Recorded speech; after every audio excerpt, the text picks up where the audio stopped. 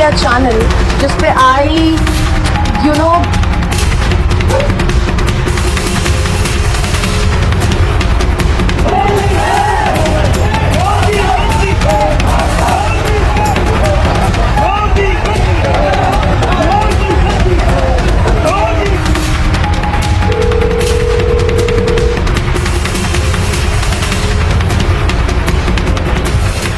दोस्तों, दिन केवल बीजेपी के मोदी सरकार के बुरे नहीं चल रहे हैं। दरअसल दिन रात सरकार की चाकरी करने वालों के भी बड़े बुरे दिन चल रहे हैं। हालत यह पैदा हो गई है कि अब उनके अपने लोग जो जिनकी वजह से लगातार उनके न्यूज चैनल चला करते थे और वो दिन रात चरण चाटुकारिता किया करते थे, वही कर्मचारी एक एक करके न केवल चैनल की पोल खोल रहे हैं बल्कि खुल्लम खुल्ला जो कह रहे हैं उसे सुनने के बाद आप यकीन मान जाइए कि इनको गोदी चैनल का तमगा क्यों दिया।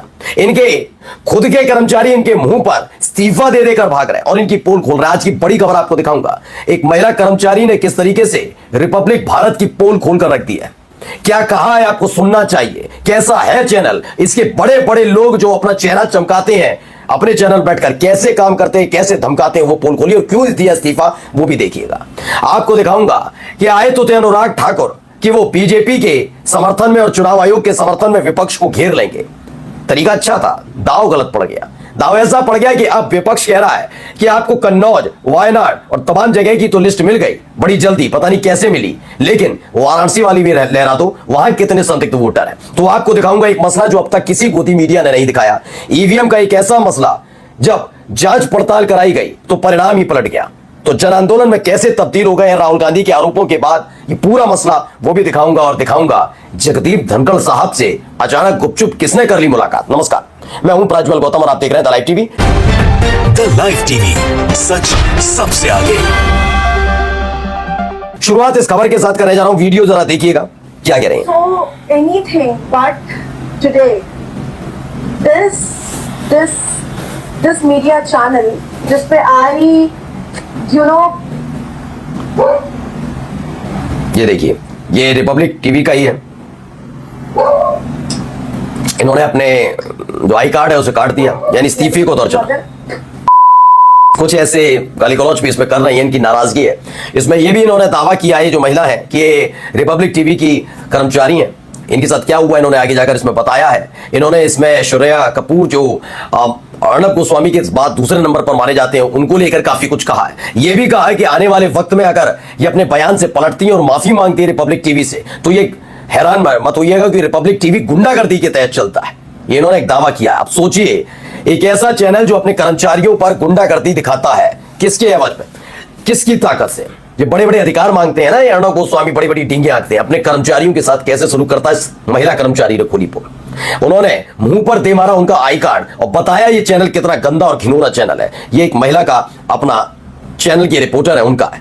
अब आइए, कृष्णकांत ने लिखा है राहुल गांधी की 40 लोगों की टीम ने 6 महीने की मेहनत की, तब एक सीट का डेटा निकला। बीजेपी सांसद को प्रेस कॉन्फ्रेंस करने के लिए 8 सीटों का डेटा एक दिन में कैसे मिला?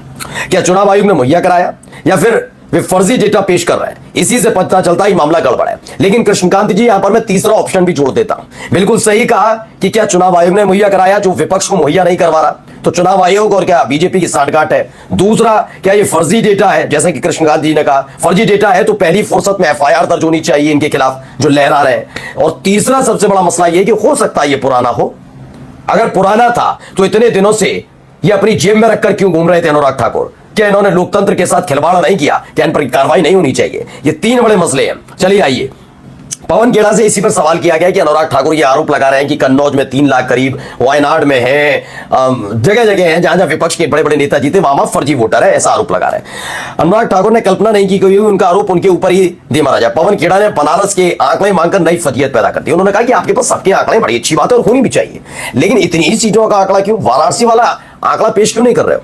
कहो ना तुम्हारे अपने चुनाव आयोग से कि दे तुम्हें डेटा, जहां से निकाला वाराणसी का डेटा निकालो, कितने फर्जी वोटर बिठा रखे हैं। इन्होंने यही एक सवाल पूछा जा रहा है जिससे इनकी गिग्गी बंधी हुई है। अब आइए एक महत्वपूर्ण खबर, यह खबर छापी गई supreme court summons EVM holds recounting of votes to alter sarpanch election results, और रिजल्ट पलट गया। दरअसल क्या हुआ, ये खबर दावा किया गया वो खबर जो आपको कोई नहीं बताएगा।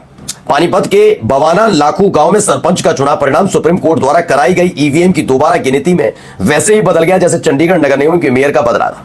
मतगणना में गड़बड़ी करने वालों का ना तो तब कुछ बिगड़ा, ना अब और ना ही कभी बिगड़ेगा। सोचिए, ये सब खेल करते रहे हैं, अब ये खेल चलने वाले नहीं है। इसीलिए आज दिखाया ना महमूदाबाद में क्या हुआ उपचुनाव में, 5वें नंबर पर थी जब बैलेट पेपर से चुनाव हुआ। हालत खराब है इनकी। कॉन्स्टिट्यूशनल क्लब का जो चुनाव हुआ देखा ना, बैलेट पेपर से हुआ, वरना जीतते संजीव बालियानी, क्योंकि मोदी शाह की साख पर बट्टा नहीं लगने देंगे। अब देखिए यहां पर क्या हो रहा है, एक तिरंगा यात्रा निकल रही थी और उसी दौरान जन आंदोलन में कैसे तब्दील हो गया तमाम चीजें।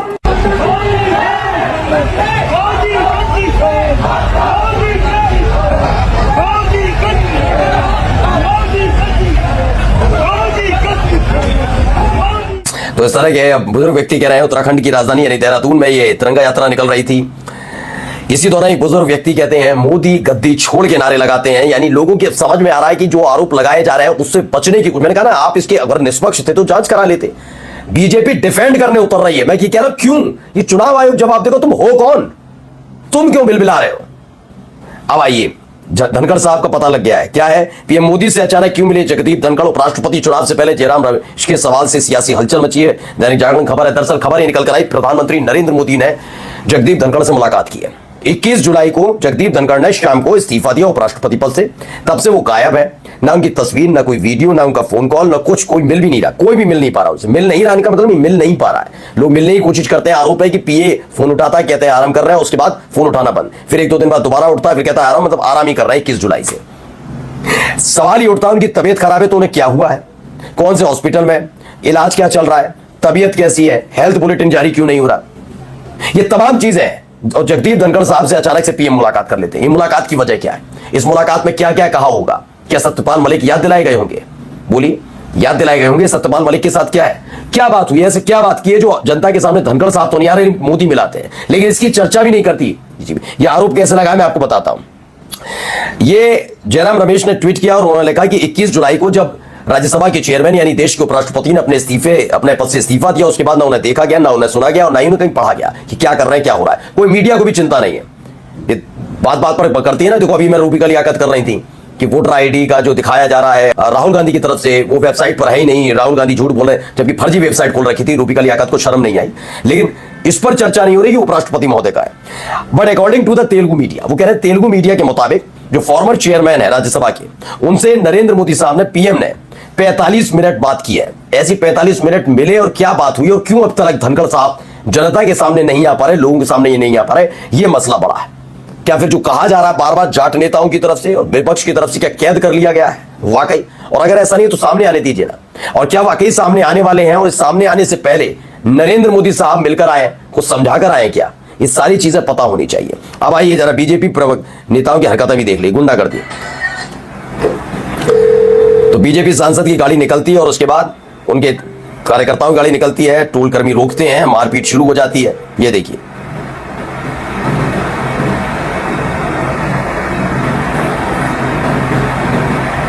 गनर वगैरह सब लोग मौजूद है, वहां पर मारपीट की जारी लगती है। ये बीजेपी का संस्कार है। आप सोचिए, ये देखिए प्रयागराज में भाजपा सांसद डॉक्टर विनोद बिंद के समर्थकों ने टोल कर्मियों को लाठी डंडों से बेरहमी से पीटा। सत्ता के नशे में चूर भाजपा से जुड़े गुंडों का आतंक आए दिन सड़कों पर सरेआम हो रहा है। बीजेपी का जो उसूल है वो सामने निकल कर आ रहा है। क्या क्या है, अपनों के लिए कोई रूल है। देखिए, अब आइए जाते जाते ये पर्ची वाले बाबा की नई वीडियो देख लीजिए, दिलचस्प है, देखते चलिए।